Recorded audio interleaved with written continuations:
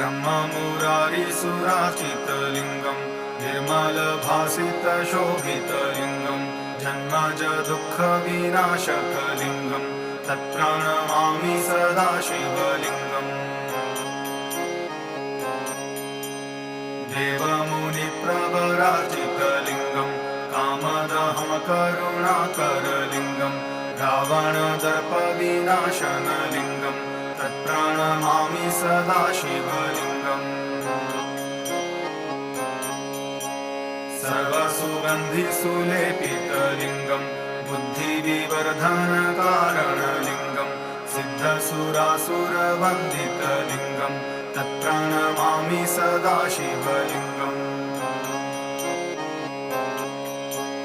कनकमहामणिभूषितलिङ्गं फणिपतिवेष्टितशोभितलिङ्गं